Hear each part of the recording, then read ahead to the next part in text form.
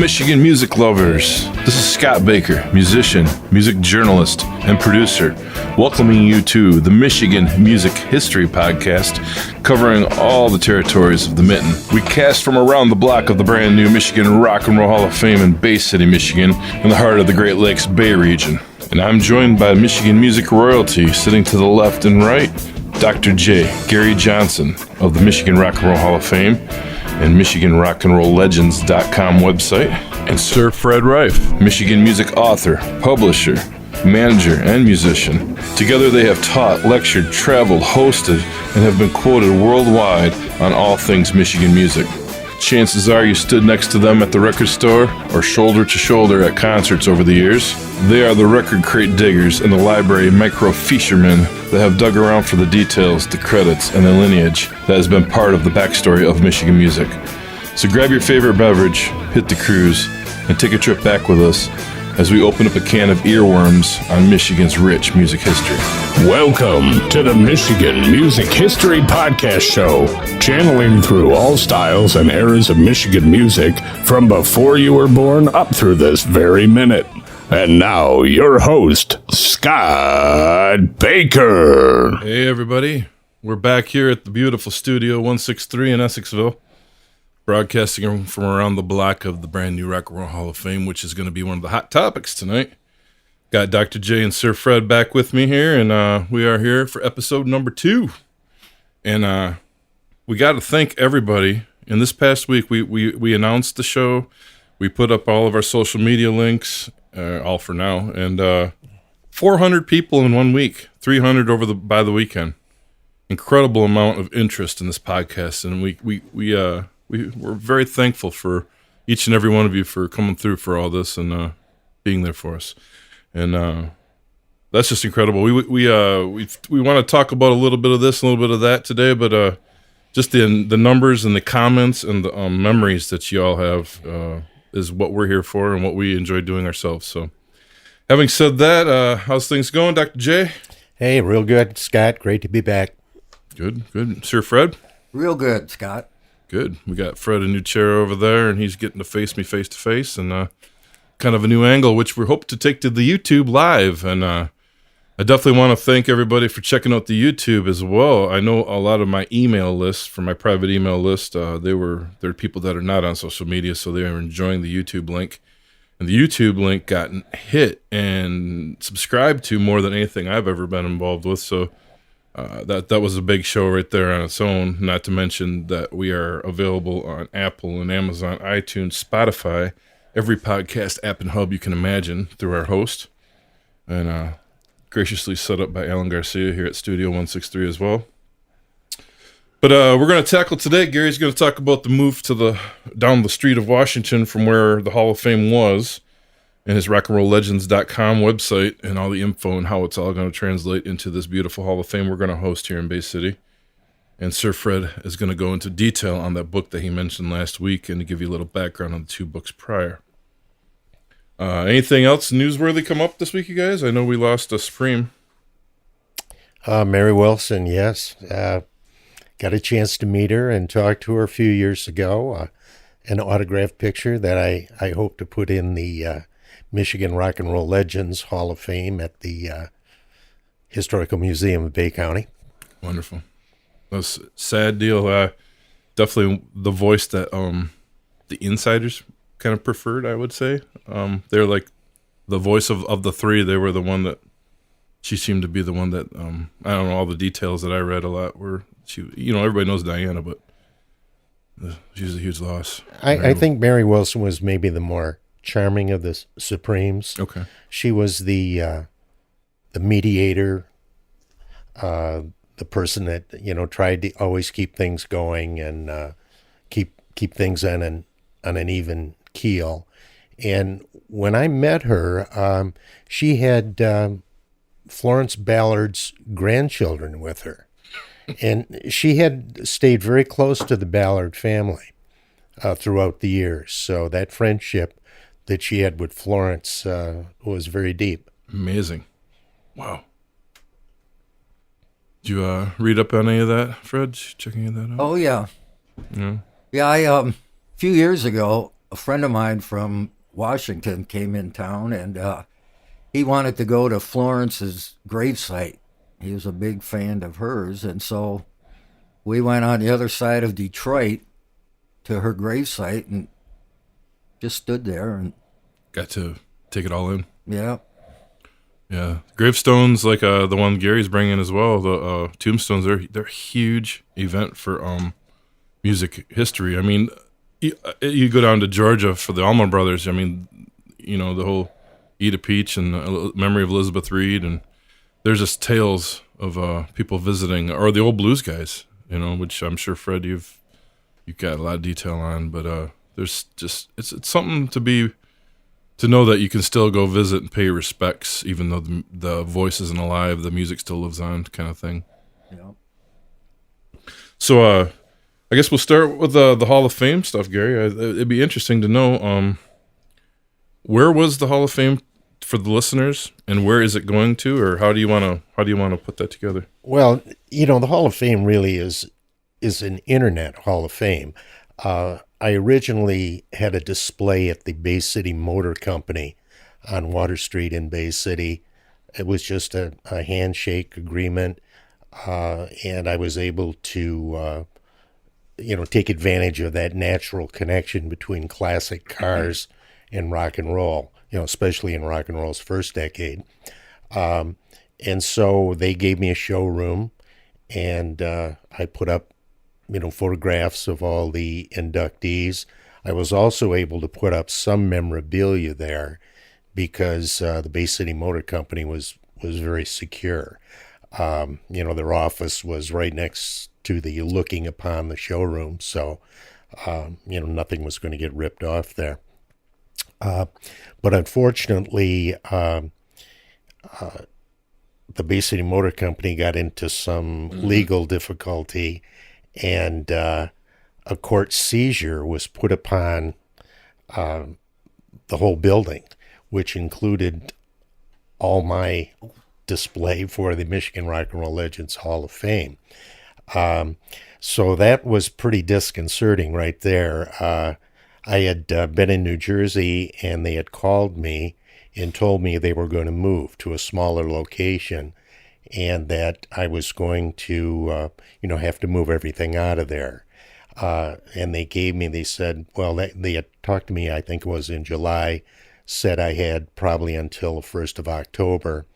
And so when I got back, I had something on the table I had to deal with. I had donated a sign for Raymond Street, where Question Mark and the Mysterians had recorded 96 Tears at the former site of the Art Shield recording studio. So that was the first thing that I wanted to get done. So we got the sign made, we had the sign installed in the yard, and then I tried to call the Cottons, Dave and his son. I couldn't get in touch with them. I wanted to take the stuff out of the Bay City Motor Company. So after a week of trying to get a hold of them by email and by phone messages and not getting any response, I just drove over there, and I walked up to the front door. There's a court seizure sign on there. So at that point, I got a hold of the court officer, and with the legal issue that they were involved with was through an attorney in Troy, Michigan. So that started a month-long process of trying to convince them that, all the memorabilia and photographs and album covers and everything that I had in there did not belong to the Bay City Motor Company, that belonged to me. So now they wanted me to prove ownership. Well, how do I prove ownership on albums that I bought some of these albums 40 years ago or something Fred. Like that, from Fred. Fred, you have that, you don't have to have that receipt. Yeah. So it was a real big deal. And I guess, what I did, I had made a video with the help of a guy by the name of Dave Pruden from Bay City, who was kind enough to just to shoot a little video tour of the display at the Bay City Motor Company. So I sent a link to that and, a story that I had written about it and so on and so forth. So they finally allowed me to go in there. I had to set up a date with a court officer. I had to pay him for his time. And, Wow. I got some help and managed to take everything out of there pretty quickly. And luckily, Scott Causley volunteered Scotty Sandbar as a place where I could move everything. I didn't have as much room. I couldn't put the memorabilia up there, in a bar setting, right. But I was able to put all the photographs. The album covers could be, hung high enough that they weren't going to be a problem. And so that was the home and still is the home on the west side. Shortly after I had moved to Scotty's, I got the offer from Mike Bascialupo at the Historical Museum of Bay County to see if I wanted to use a second floor gallery. I didn't want to pull everything out of Scotty's. Right. It's a great location for it. It's a music venue. Mm-hmm. So I really had to do all the photographs and frame all those again. But the museum offers an opportunity much different from the Bay City Motor Company and Scotty Sandbar. Right. And so, we were able to do something like get the tombstone from New Jersey. And, now we're looking at a number of things. The museum is still closed. Really haven't been able to do anything in there at all. Everything, all the historical objects and memorabilia and so on that deal with Michigan and Bay County that's in that second floor gallery has all got to be taken out, stored. So it's still, there's so much work ahead of it to be done, and you're still designing your idea as well as how you want to present things, right? Right, and just this week I was in touch with a company out of Midland that designs, video components and so on. They've done a lot of work with, the Dow Center for the Arts. They also design the video component that's in Studio 23 in Bay City. So we're looking at maybe something along those lines for the second floor gallery. We'd like, obviously it deals with Michigan rock and roll, so you'd want to have rock and roll music in there. Mm-hmm. Rock and roll is such a visual genre of music anyway. So, hopefully you might be able to get some performance videos, some, commercial type of videos like MTV type stuff, and project all that in there. That's one of the ideas that we're hoping to be able to do. But, a lot of this deals with money. So whether or not we're going to be able to get grants that can afford something like this. But we've got a pretty interesting idea of one of the things that I got along with Frankie Lyman's tombstone in New Jersey were a couple vintage speaker poles and speakers from drive-ins. Oh. So we were kind of thinking about maybe incorporating that, doing a drive-in motif. Bay City had two very popular drive-ins, the Starlight over on Midland Road and the Tuscola on Tuscola Road. Mm-hmm. So I might be able to do something like that and have the sound come through those speakers. Also, I would like to take advantage of the room that we have downstairs where the second Saturday presentations are held. Seats about 100 people, and maybe do Saturday rock and roll matinees. Oh. Free movies.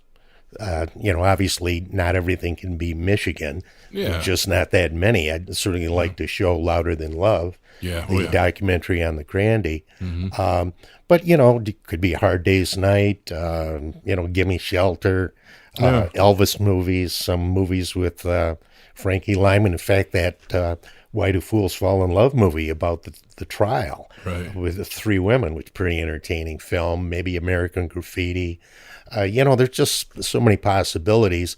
But to be able to do that, and I think it would be exciting for the museum and, great for rock and roll fans. Yeah, maybe you could also tie it. I'm not saying that you're going to, but maybe since you have stuff at Scotty Sandbar, you could like have the movie in the afternoon and a show down there at night. Yeah, Thing where they could see all your memorabilia between the two venues, and you could make a date out of it per se. yeah, for sure. And Scotty's that's an excellent place. They really have a nice stage, and there's a dance floor Right in the middle grounds. Yeah, it's in the middle grounds, right on the banks of the beautiful Saginaw River, and it's a good spot. Good food, and Scotty and his wife are great people. It's cool. It's a great way to tie a lot of stuff together and get people to visit Bay City. And you come for the museum, then you stay for a little concert at night or whatever. Certainly. I noticed too. Didn't you you hosted a Madonna thing at the former place at the car place before, didn't you? Where you had to talk about Madonna's author, a book on her or something. Wasn't there something that videotaped there or audio taped there? Well, we did the second Saturday series at the museum, and when I joined the board, I wanted to bring rock and roll to the museum in some way. And prior to this offer to use the second floor gallery, that was primarily done on second Saturday presentations. Yeah, I did a big one on Madonna, and it was all about, the situation with Madonna in Bay City and how the Bay City Times really did a number on Madonna. They took her words out of context, an interview that she did with Today Show? Jane Pauley on the Today Show. Yeah. And it just made it seem like Madonna was insulting Bay City, and it wasn't that way at all. If you watch the video, which you can see on YouTube, she's talking about a childhood memory. I mean, when she spent time in Bay City, this was when she was just a kid, up until probably, maybe 13 years old, from an infant up to just starting to be a teenager. And that was her memories of what Bay City was like, including the smell from the Dow chemical plant that used to be occupied off of Patterson Road, which would come wafting over into the Banks area. And you had that kind of harsh chemical smell. I remember it. I mean, we used to, I didn't live in Banks, but I lived in the first ward. And we used to, my friends and I used to love to go into this wooded area behind Woodside School, beyond Water Street, north of Water Street, and just spend the day out there in the woods, climbing trees and swinging the vines. But when you got to the river's edge, well, you could smell it, it smelled like burnt chemicals. Yep. And that's what Madonna was referring to. So, anyways. There's people that think it's the sugar beet factory. It's like, no, that's the west side on the other side. Yeah, she wasn't even near there. Well, the problem is that the Dow plant was torn down in the 70s, so it hasn't been here for roughly 45 years or so. True. So people don't even remember it. It's just that that big field out there. Well, the Dow property where people used to go feed the deer. Yep. So. Still fenced in, and you can still go see deer. Exactly. There. Yeah. Amazing. So that Madonna date that was taped at the new where you're hosting the new Rock and Roll Hall of Fame. Well, it's downstairs. There's a large museum. Room, and that's where Hell's Half Mile now shows films there, because you can seat about 100 people in that room. Okay. And so it's an ideal place to, to have presentations like that. Yeah. And also, as I say, hopefully in the future to maybe do Saturday rock and roll matinees in that same room. Awesome. Wow. Okay, that's cool. I was always assuming that one of the last things you did at the old spot was the Madonna thing, so I had that incorrect. Yeah, the museum just offers a room, which has a real nice sound system and, a ceiling projection, and so it's perfect for that type of thing. Wonderful. So are you going to be putting on an APB once you get rolling for more stuff? How do you go about getting some of the stuff you want or have in there, or is it donations, or how does that work? Well, I'm just trying, to kind of reach out to people and see what's available. I'll use a lot of my own things, Right. but I would love to get something from Madonna. Absolutely. But how to contact her, that is another issue entirely. I've tried a couple phone calls to set up an interview with Mr. Ciccone up at his vineyard in Sutton's Bay, but he hasn't been interested, and I think maybe the reason why is he probably feels that he's been burned so many times by Bay City and the way they've treated Madonna over the years that he's just not interested in, yet another a situation. But this one, we're being very sincere. I certainly respect Madonna as an artist and as a businesswoman and as a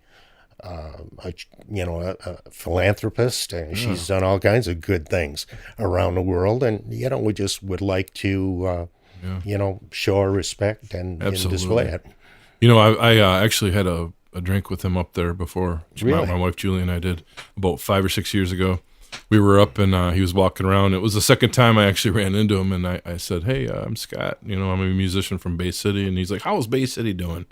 And I gave him a rundown, and he asked me about my stuff, and he goes, "Let's go crack a bottle." And we went and sat down and had a wine with him. Well, that's pretty shared nice. a bottle, and he talked it up and had a great time. I have a photo with the three of us from that day, and he was just happy to talk and see what was happening in Bay City. He hadn't been there, and like I said, that was 5 or 6 years ago.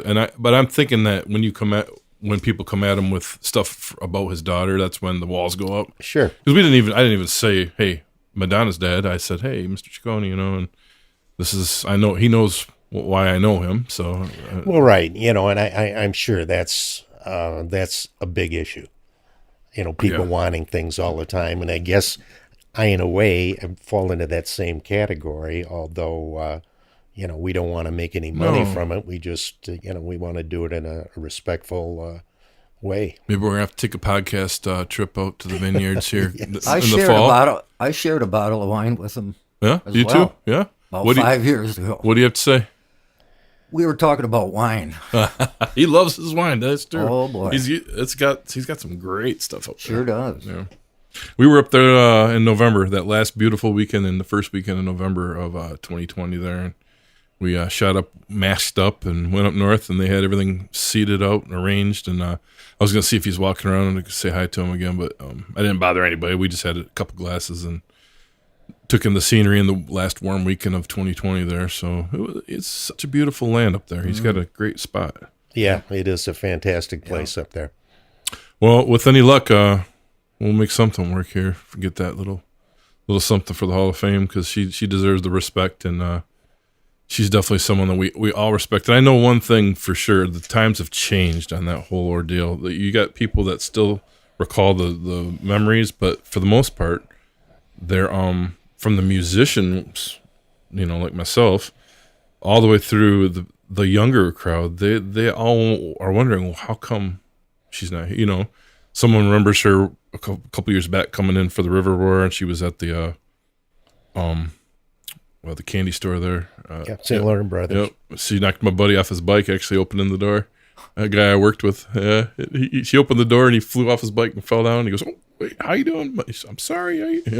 I'm like, that's a funny story. Wow. Yes, indeed. So, but she comes back now and then. But yeah, hopefully we can do something and get that Hall of Fame rolling in the right direction and some positivity for everything and the whole. We have so much great Michigan music that she just fits it perfectly, and especially coming from the area that the three of us come out of here right now. And anyway, yeah. So, do you know when they're interested in opening up, or when they might be, or is it we got to wait on the pandemic, or how's that going to be for the building to even open? Well, we aren't even having board meetings there. They've all been done online. The next board meeting is scheduled for, I think it's March 24th. So we'll be in the building at that point. And are you coming back you'll be home for? I'll be home. We're going to leave shortly thereafter for New Jersey. But I know not much is going to be done until I come back, and maybe this summer things will be a little bit better. But you're looking at the forecast right now for COVID-19. I don't know. It just doesn't look like things are going to be back to normal Not at for all. a while yet. No, and it's funny because there's bands booking shows and there's little tours being put together, but then you get the other half of national acts going, we're not going to be out till 2022, at least, maybe 2023. Whoa. They're not even figuring for this year. It's not even in their plan. So there's the hopefuls, a little handful of the hopefuls, which are already trying to skewer dates for the summer on. But even right now, I'm looking ahead from what I'm seeing, and it's like they want it already tied down for that time of the year. You don't know what we're up against with that extra COVID issues. The stage 2, stage 3, all variants, these new variants right. coming on. By summer, it could be back to another. Who knows? It's really shot the entertainment industry. Oh, hard. sure. Yeah, my daughter-in-law works in a costuming industry, which was highly successful in New York City. They have just been totally shut down. Broadway, there's nothing going on there.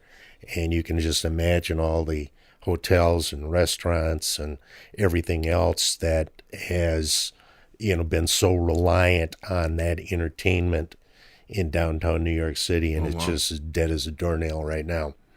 So everybody's hurting. It's real tough out there.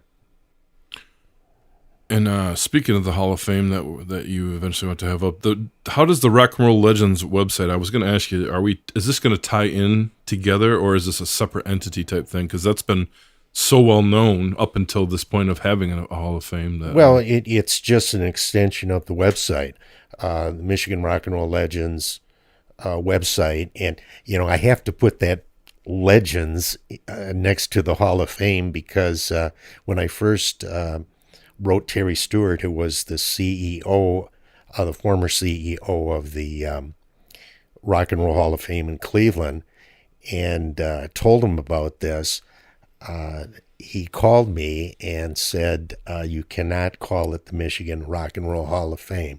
We have exclusive rights to Rock and Roll Hall of Fame. You have to call it something else. He said, maybe you could call it Michigan Rock and Roll Legends, because if you don't, I'm going to have to sue you. And he told me that he was already suing an organization called the Jewish Rock and Roll Hall of Fame because, they were using Rock and Roll Hall of Fame. So when he suggested Michigan Rock and Roll Legends and started talking about a $150,000 lawsuit, and Michigan Rock and Roll Legends sounded pretty good. Wow. So when the Hall of Fame is announced and maybe a separate even website or even the same website, it's going to be Michigan Rock and Roll Hall of Fame Legends. No, it's going to be Michigan Rock and Roll Legends Hall of Fame. Okay, yes, all right, there we go. There we go. You guys heard it first, right? We have to have that word in there. I wondered how you could tie that in there. Oh, yeah, I after talking to you last week, and I've heard some of these stories from you before, we've known each other forever, but it's like that Legends site itself has been so well used. It's been quoted. It's been checked out. It's a spot for people to use when it comes to Michigan music understanding, is go on there just to get backstory and history. And a lot of it you wrote yourself on there. Well, yeah, just about everything. And yeah, that's what I kind of hoped it would be an educational site. Wonderful. Yeah. And but the nice thing about writing online is that you can bring in YouTube videos and photographs and all kinds of things like that. And since I'm not making any money, it's an educational site. I haven't been hassled by people with copyright issues and various things like that. Which I suppose could happen. It's always somebody wanting something. That's little it. do they know they're getting their promotion. Well, that's what I'm saying. That I'm not making any money. I'm promoting you. Yes, buy their CD, buy their album, whatever. Get into this. There's all kinds of great stuff out there. Oh man! So outside of Madonna, is there any other? Well, you got the Tombstone. That's here now, right? Yes. The Tombstone has been delivered. Is there another thing in the forecast for the future of this, or is it all kind of we'll wait and see? Or Well, right now everything's in the planning stage. I think I mentioned, going to Midland and checking out the video component. That could be a real big deal. And, I'm hoping that happens. That'd but be awesome. There's just so many things that have got to be done. Pictures, posters have got to be framed. And, again, I don't want anybody to think this is going to be like the Hall of Fame in Cleveland. It's small. It's just going to be an upstairs gallery, but we'd like it to, be a pretty cool place. Plus, it tags to the bar, which has plenty of space in there too. So you have two rooms in a sense, two different opportunities to check out some Michigan music legend stuff. Yeah, for sure. Awesome. And to give you some insight on the MMHP and the 989, we are doing part 1 of 2 today. And the second part in this series is going to feature Sir Fred with his books and some insight on his new book. And Dr. J will give his record of the week then. But this week we're going to conclude this series, this episode, with Fred and his album of the week. And down the pipe, we have concert venues and shows and the golden great years, particularly the late 60s and early 70s, some of the great venues and the dances. We're going to go into depth and detail and have a guest speaker actually too. And then another episode down the road, we're also going to get into Alice Cooper's new album, the Detroit album, a Michigan-based album that he's releasing here in the coming week. It will be released by this podcast, and we hope that you guys will tune in and come back and listen to us for the next one. Those of you who got to check out our Facebook site, you saw that we posted an album of the week the last couple of weeks, and the very first weekend, Sir Fred got to pick Silvertones as his album of the week, a Michigan band, and an album that came out in the late 70s. And Dr. J picked one himself, which we'll talk about in the very next episode. And you can always go back and view our posts on Facebook and check out what we've put on there in regards to the shows that are coming up. And for now, we're going to switch it back to Sir Fred with his album of the week. Brent, that brings me up to your album of the week, Sir Fred. The Silvertones. Yeah. Well, they're friends of mine from Ann Arbor, and this album, the Silvertones, was a very influential album on the early roots Americana bands. I didn't make that up. I read that somewhere. And this band included, Legends. there are a couple of people in here that are still very well known. George Bedard and Steve Nardella, very well known around. When I worked at School Kids Records in the 90s up until 97, we put out records by George and Steve and Mr. B, who was part of the Steve Nardella band previous to that. And I sent records to Finland and Belgium, and the only two that they wanted to order were the rockabilly ones, was George Bedard and Steve Nardella. Huh. So they got world press over there, and this album, like I said, was a pretty big influence on the early roots Americana. What year did that come out? 1977. Oh, okay. And it was the second release on the Blind Pig label. Or the second release on Blind Pig. Okay, I knew it was a Blind Pig album, but The first one was this 45. Oh, really? It happened to put it in here. We got a nice little display here. By the Vipers, Excellent. who was Steve and George. And the other two members were Carl Hildebrandt on bass and Tom McDermott on drums. All right. And when I first booked Lightning Slim, change the subject a little, when I first booked Lightning Slim in 72 in Boston, I got a band out of Ann Arbor. It was the Mark Platt Blues Band, and George was his guitar player, and Tom was his drummer. So that's when I got to meet those guys. And then I got to meet Steve Nardella, and then they all grouped together.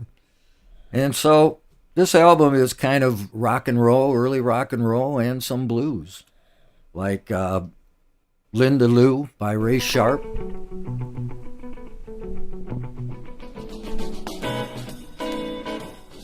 And this is pretty incredible to listen to something like this here in 77, you know? Disco. Right. Oh, Everything yeah. that's going on. We did a show with Ray Sharp in Houston, Texas one time. Yeah. I met Ray Sharp in 2007 in Green Bay at a Rockabilly Fest. Ah. He was at the very first rock and roll show I ever saw. It was Dick Clark, Caravan of Stars. Uh-huh. And this was 1959. That's when Linda Lou was first released on the Jamie label. And, Dick Clark had some interest in certain record labels. And so the artists on those labels would get played on American Bandstand. So Ray Sharp got played on a bandstand. In fact, Duane Eddy played guitar on the original release of Linda Lou. Oh, really? He was also a Jamie artist. Really? But it was so cool meeting Ray Sharp all those years later, 48 years later after I'd seen him was at the Michigan State Fair. So, and Steve Nardell I met also. He was playing show, Jack Scott. Well, yeah, he was playing guitar with Jack Scott. Well, he was the band leader for Jack Scott for a few years, and then he decided that he wanted to do his own thing again. So, but he got to travel a lot with Jack Scott, and I that's how I met Jack Scott they did a gig in Detroit at an Italian restaurant. Wow. And Jack Scott not only did some great rock and roll, he could sing Dean Martin songs, and man, he sang this Dean Martin song that just gave me chills. It was so good. Well, he's a country artist too. He started out as a country singer. True. Yeah. And so anyways, these guys, like I said, George and Steve still live in Ann Arbor. And Still around, eh? George still records, and Steve hadn't made a record since 94. That was the one. I was the executive producer of it and did the liner notes. That was for School Kids Records.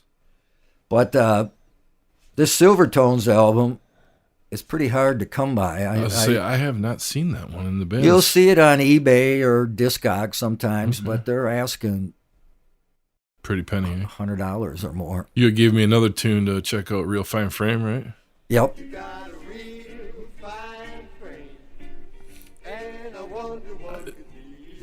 You'd think this is a lot older than 77 when you hear this. It's Well, pretty that's authentic. songs from the 40s, right? Right. Buddy Johnson. Yeah. Oh, they love Buddy Johnson. Yeah. Well, that's amazing. Well, that's a cool little piece of back history there. And Blind Pig, that's Chicago label, right? Well, it was Ann Arbor. Okay. It started, Yep. because they owned the That's Blind right. Pig Club. Right, And then Jerry moved to Chicago, and they had two locations, Chicago and San Francisco. Right. And Ed was out in San Francisco. And Jerry just sold the label just 2 or 3 years ago. Still a hell of a label. I mean, pretty authentic. There's some Oh, authentic yeah. labels that still stick around there. They're the real deal. Well, I love Blind But I Pig. love when he was still in Ann Arbor putting out, all the local bands. And those are all pretty collectible now. Wonderful. Well, we're going to have a couple other new picks coming up for the weekend coming up here, which you guys will probably see before this podcast airs. And we're going to keep it rolling so you guys can keep checking out Michigan pieces of history and little nuggets that we find along the way that we find interesting. And we'll give you a little back history on all that as well. As noted earlier, we will be back with episode 2 in 2 weeks with Sir Fred and his books and a little insight into his new book, as well as Dr. J's album of the week selection. And we want to give it up for Alan Garcia in Studio 163 in Essexville, Michigan, the podcast location where we have broadcast out of. We also hope to be broadcasting live to YouTube, our YouTube channel soon, so make sure you get a chance to check out our YouTube link and give it a peek. It's got some pictures that weren't up from the very first show, and we might get to put other things up on that as well. And we can be found anywhere you want to download a good podcast from YouTube to Apple, Amazon, iTunes, Spotify, every app and every podcast hub imaginable. We want to thank you, our listeners out there, for all the input and the ideas and the memories that you've shared with us, and the gratefulness from over 400 in our first week joining our Facebook page and jumping on it and passing the word around. If you get to see the new issue of the Review magazine, there was a kind story by Jay Dean in there on us, and a little bit of the story behind why we put this podcast together. And in future episodes, you guys will get to hear a lot more in-depth information on Michigan music history, and we hope to include all genres, all styles, and all areas of the state, not just our mid-Michigan area. We are directly located right here in the hub of the Bay City, Hampton, Essexville area, so the Tri-Cities is kind of our home base to speak from, but we will be covering the entire state. So we hope to hear from you over the course of the next couple of weeks here, and give us your insights and your favorite venues and your favorite little shows and everything that happened from back in the day till current time. So we want to get it all covered, and it doesn't matter what style of music, we want to talk about it. We want to thank you. For those of you not on social media, please feel free to email us at mmhp989@gmail.com, or feel free to leave feedback on Facebook, YouTube, or any of the podcast channels. We'll see you soon. Thank you for tuning in. Additionally, Dr. J can be reached at MichiganRockAndRollLegends.com. Sir Fred can be hit up at FredReif.com. And you can get a hold of Scott through ScottBakerMusic.com. You can also search Michigan Music History Podcasts on Facebook and YouTube. You've been listening to the MMHP in the 989. From all of us at the podcast, we want to thank you for tuning in.